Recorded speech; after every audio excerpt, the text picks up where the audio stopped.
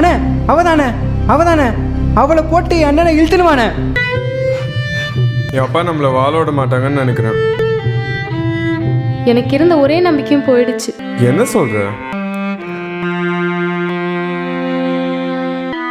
சொன்னல நம்ம கை சிக்குவாங்கண்ணே. வா போலாம் வா.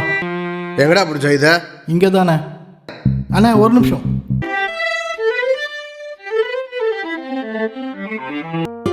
கடைசி வரைக்கும் எனக்கு வாழ்க்கை பிச்சை கொடுத்துருக்காரு.